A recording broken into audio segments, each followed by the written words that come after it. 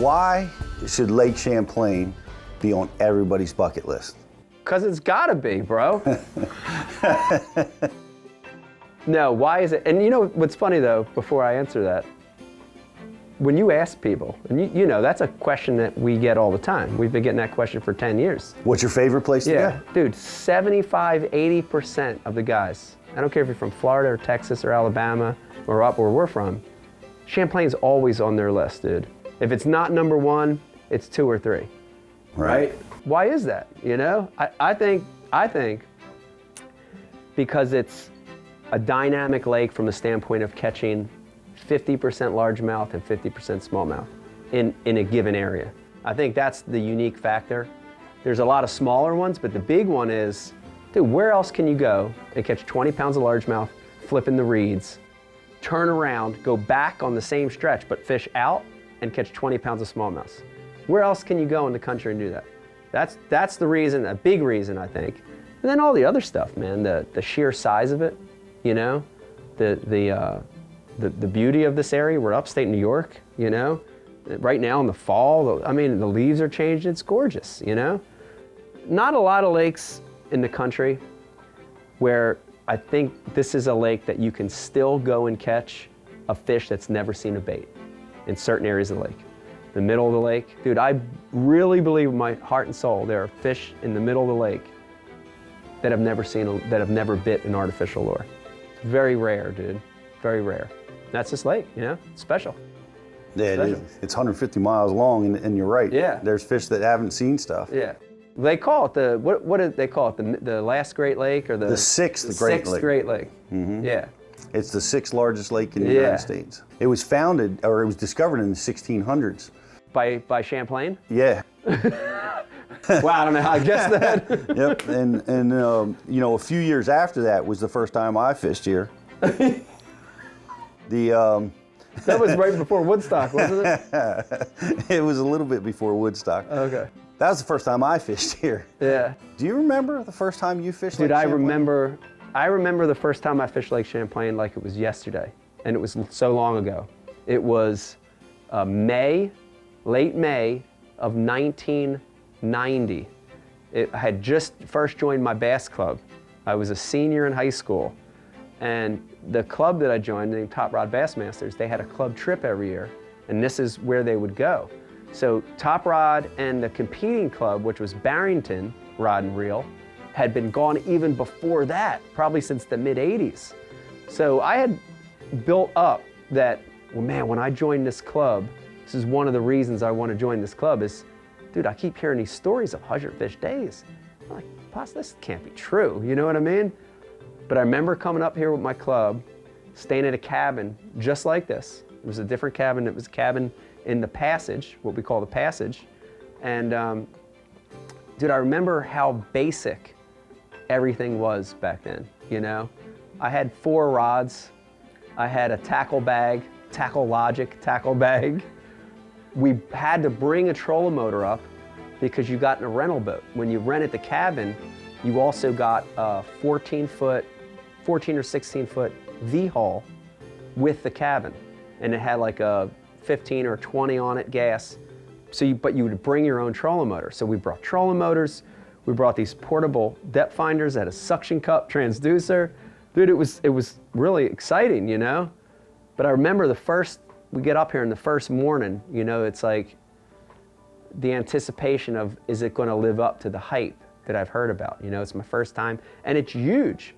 And, you know, we're in the Passage and we launch and we kind of all follow each other.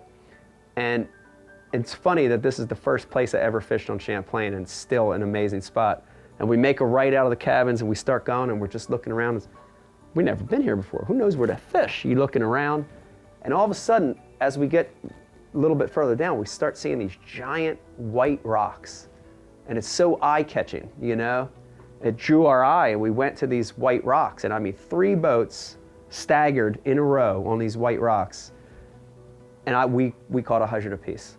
It was the most unbelievable, you know, experience up to that point in my life for catching numbers of fish, size of fish, and the mix that was there, you know? 50 smallmouths and 50 largemouths in one day on pretty much anything you wanted to throw, spinner baits, soft baits, lipless vibrations back then. It was incredible. And I mean, it was the kind of experience that, hooks you on this place, Let's switch gears here a little bit. All right. We're gonna drop some Bass University knowledge on people. BU knowledge. Yes, we're gonna try to do that a little bit. All right. From someone that has never been to this lake before. Yeah. Take us on a talking tour from Ticonderoga all the way up to Canada. Absolutely. In my opinion, Lake Champlain, it's massive. Like I said, it's the 6th Great Lake, it's giant. But you can break it into 3 sections, in my opinion. You've got the north section of the lake. If you draw a straight line from Plattsburgh to Mallett's Bay to Burlington, Vermont, everything from there up I would consider the north end of the lake. It's my favorite area of the lake, to put it frankly. And the reason is because it's really a 50-50, a true 50-50 fishery up here. It's got dynamic shallow flats and coves. It's got deep rock, sheer bluff, everything in between.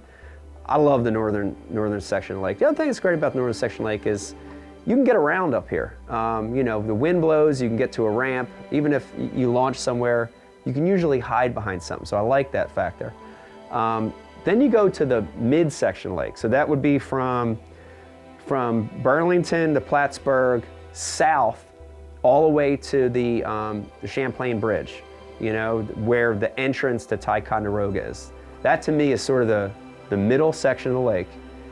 The beauty of that area is that it's the most undiscovered, underfished section of the lake.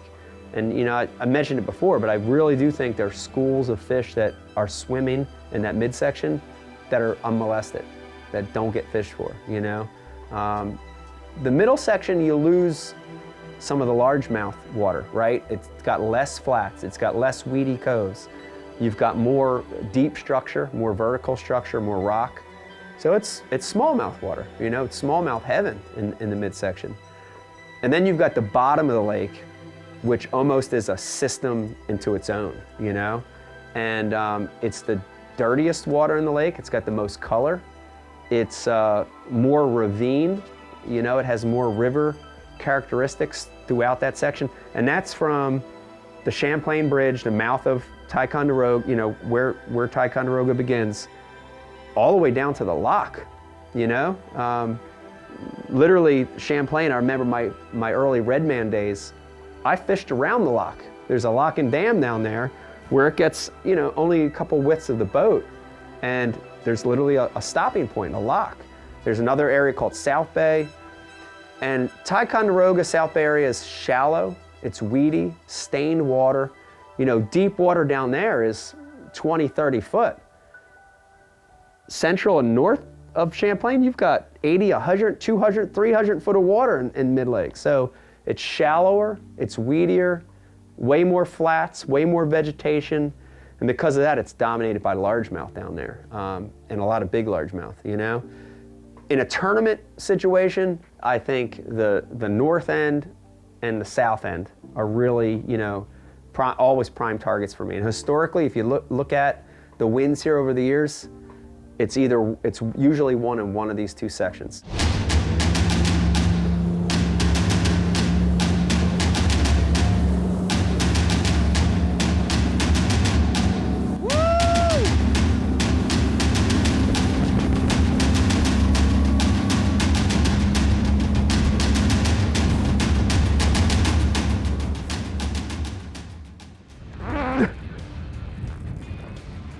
There's a bass. And that's the first bite I had. All right, number 1. Another one. Yeah, big one too. Big, oh God, a big giant largemouth. Look at this thing. Look at that big giant. Wow, wow. See how fast it could happen? You see how fast it could happen? Introducing the Bass U TV app. Get the most out of your Bass U TV subscription and learn on the go with the Bass U TV app. Unlimited access to 700 plus training videos.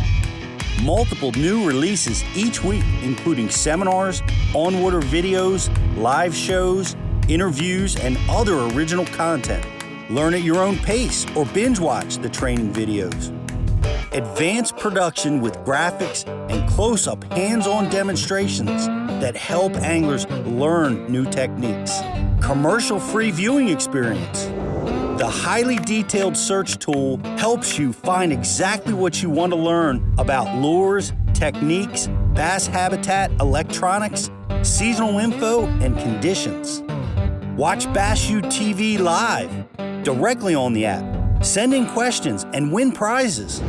Instruction from 90-plus top pros, including Mike Iaconelli, Kevin Van Dam, Gerald Swindle, Jordan Lee, Brian Thrift, Skeet Reese, Edwin Evers, Ott Defoe, Brandon Polinick, Aaron Martens, Greg Hackney, Jason Christie, Mark Zona, Bobby Lane, Chris Lane, John Cruz, Ish Monroe, Seth Fider, Chris Zaldane, Brent Ayler, Casey Ashley, Mark Davis, and me, Pete the Dean Gluszek. Bass U TV app is free to download. With an active subscription, you can watch full-length training videos and enjoy benefits including up to 40% off products from Rapala, VMC, Flambeau, and more. New discounts and promotions are periodically offered to subscribers. Subscribe monthly, $14.99. Subscribe annually, $149.99. The Bass U TV app. Never stop learning.